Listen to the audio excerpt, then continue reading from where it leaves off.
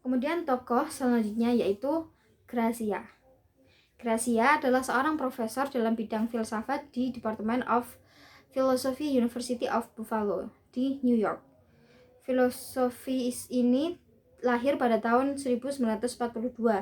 Dia menempuh dalam bidang filsafat di Wheaton College dan lulus pada tahun 1965.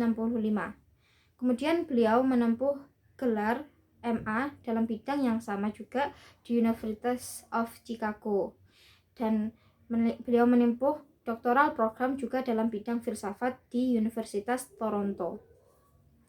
Pemikiran hermeneutika Grazia yang pertama yaitu dari sketsa pemahaman teori teks dan tekstualitas. Ditinjau dari makna epistemologi kajian teks atau tekstualitas, yaitu menyangkut pembahasan tentang berbagai aspek yang terkait dengan understanding atau pemahaman, interpretation atau penafsiran, dan discernibility atau keterlihatan. Kemudian yang kedua yaitu teori tentang teks menurut Grazia. Teks adalah seperangkat entitas yang digunakan sebagai tanda yang dipilih, ditata, dan dimasukkan oleh seseorang pengarang dalam konteks tertentu untuk menyampaikan makna spesifik kepada audiens. Dalam bahasa Arab, definisi teks yang ditawarkan Grazia ini mirip dengan definisi al-jumlah al-mufidah atau al-kalam. Kemudian yang ketiga yaitu tentang authorship, kepengarangan teks, dan audiens. Dalam hal ini, setiap teks pasti mempunyai pengarang dan audiens. Terkait dengan pengarang, Grazia membahasnya dari segi identitas, yaitu terbagi ke dalam 4 macam. Yang pertama, historical author, yaitu pengarang historis. Historical author ini subjek atau orang yang menciptakan teks historis tersebut. Teks historis di sini bukan hanya teks yang berisi tentang peristiwa-peristiwa pada masa lampau, akan tetapi juga semua teks yang diproduksi ini pada masa lalu itu masih eksis hingga sekarang. Kemudian yang kedua yaitu pseudo historical author, yaitu pengarang historis yang bukan sesungguhnya.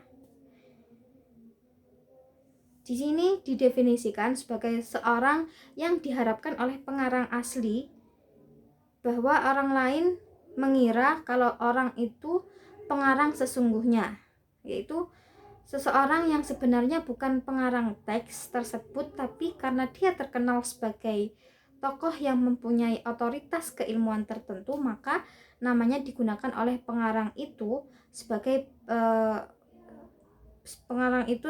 penyusun teks.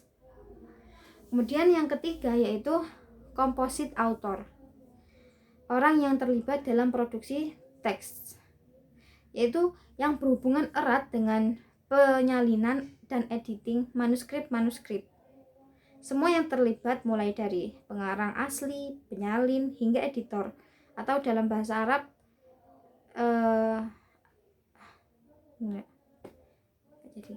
Kemudian yang terakhir yaitu interpretatif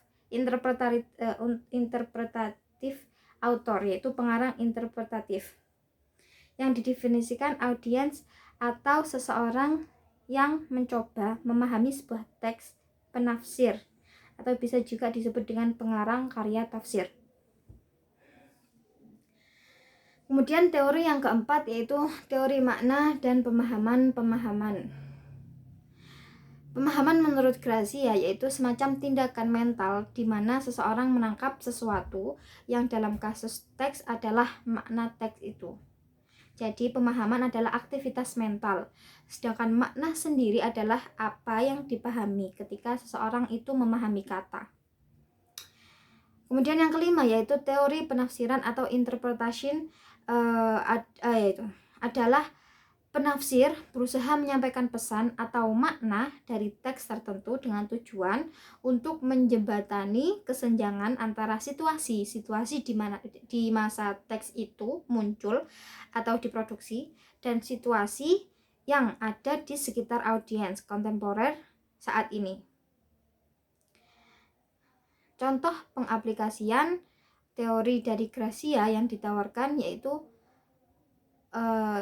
dalam menafsirkan Al-Quran, yaitu untuk mengembangkan penafsiran Al-Quran dengan fungsi historis. Dan di sini seorang penafsir akan melakukan analisa linguistik dan analisa historis terhadap suatu ayat tertentu yang sedang ditafsirkan. Analisis historis yang dilakukan dengan memperhatikan asbabun nuzul mikro dan makro, semua ini dilakukan untuk mendapatkan historical meaning atau makna historisnya. Selanjutnya dapat dikembangkan penafsiran dengan melakukan meaning function, yaitu fungsi mengembangkan makna. Gunanya untuk makna untuk konteks kekinian. Kemudian pengembangan ini dilakukan dengan tetap memperhatikan basic meaningnya. Dan terakhir, seorang penafsir juga memperdalam penafsiran dengan menggunakan fungsi implication, yaitu bentuk penafsiran atau ayat-ayat tertentu dengan menggunakan pendekatan-pendekatan dalam bidang-bidang ilmu lain seperti antropologi, sosiologi, psikologi, kedokteran, dan lainnya.